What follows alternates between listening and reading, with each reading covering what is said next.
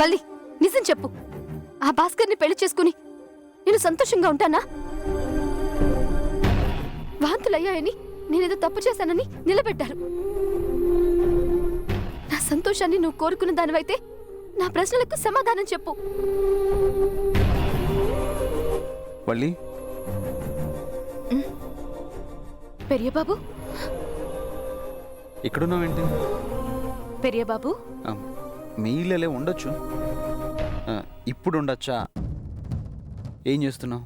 టిప్పు గురించి ఆలోచిస్తున్నాను. నా చెల్లెలు పెళ్లి చేసుకుని ఎప్పుడెప్పుడు వెళ్ళిపోతున్నా అని తొందరపడుతున్నట్టున్నావు. అవుతుందా పెరియబాబు? అది నీ చేతుల్లోనే ఉంది. నేనేం చేయగలను పెరియబాబు? చెప్పాల్సినవి మాత్రం చెప్తున్నాను. చేయాల్సినవి చేయడం లేదు కదా. అందుకు పరిస్థితులు అనుకూలించాలి కదా పెరియబాబు. వాటిని మనమే కల్పించుకోవాలి. అవిగా రావు.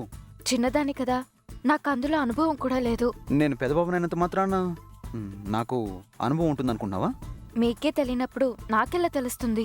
ఇద్దరం అలాగే అనుకుని ఆగిపోతే ముందుకెళ్ళేదెలా? అది తెలియకే కదా పెరియబాబు ఆలోచిస్తూ కంగారు పడుతున్నాను. మరీ అంతగా ఆలోచించుకో, ఆరోగ్యం చెడిపోతుంది. ప్రాణాలే పోయేట్టున్నాయి, ఆరోగ్యం పోతే ఎంత? మళ్ళీ పిచ్చి పిచ్చి మాటలు మాట్లాడుకో. మనం అనుకున్నదే జరుగుతుంది. మీరిలా భరోసా ఇస్తే నేను ధైర్యంగా ఉంటాను పెరియబాబు. నానమ్మకు నువ్వంటే ఇష్టం కలిగింది. ఏమీ అనరు. పెద్దమ్మగారు నన్నేదో అంటారని నేనెప్పుడూ భయపడలేదు పెరియబాబు. ఇప్పుడు నా భయమంతా టిప్పు గురించే. ఓ అవునా? మరి ఇక్కడే ఉంటే ఆ భయం పోతుందా? త్రిపుర పక్కనే ఉండాలి కదా. దాని దగ్గరకొచ్చి దాన్ని అలా చూస్తూ ఉండలేను పెరియబాబు. వల్లి, నీ బాధ నాకు అర్థమైంది. ఇంకా ఫీల్ అవ్వాల్సిన అవసరం లేదు. హారం వచ్చేసింది. ఏంటి, హారం వచ్చిందని చెప్పినా నీ మొహంలో సంతోషం లేదు? త్రిపుర సంతోషంగా ఉండాలి కదా పెరియబాబు. తనకేమైంది? బానే ఉందిగా. బానే ఉందా? నీకోసమే చూస్తుంది. నాకోసమా? అవును, నానమ్మ కూడా నిన్ను తీసుకురమ్మంది.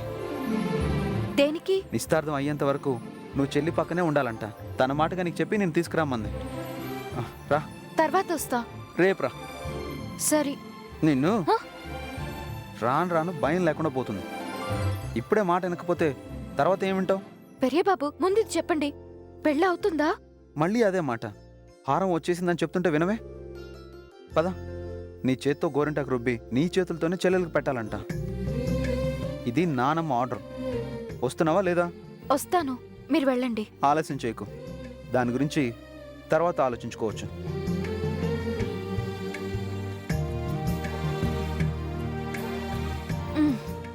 ఈయనేమో రమ్మంటాడు, అదేమో పోతానంటుంది. ఏం చెయ్యాలి? ఏవీ అర్థం కావడం లేదు. మురుగా కాపాడు. నువ్వు ఇంకేమన్నా చెప్పాలా? ఇంకేమన్నా అబద్ధం చెప్పాలనుకుంటే చెప్పేయి. నేను చూడాలనుకుంటున్నాను నన్ను మోసం చేయడానికి నువ్వు ఎంత నీచానికి దిగజారగలవు అని. ఎందుకు ఆలియా, ఎందుకు నువ్వు ఇలా చేసావు? నీకు తెలుసు కదా నానమ్మ తర్వాత నీ ఒక్కదానిని కదా నేను పూర్తిగా నమ్మేది. ఏమన్నావు నువ్వు? ఈ మధ్య అన్నిటినీ మర్చిపోతున్నావా? అది చాలు. వాటిలో ఉన్న శక్తి విషయాన్ని గ్రహించి మనకు వివరిస్తాయి.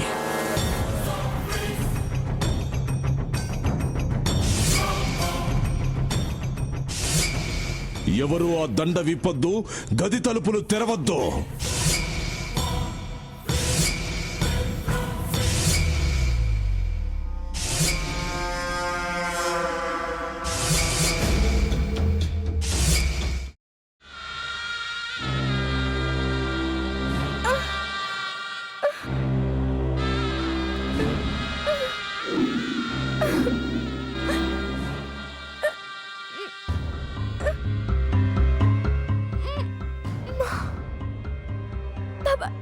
వద్దు బాబాయ్, నేను చేయొద్దు బాబాయ్, ప్లీజ్ బాబాయ్.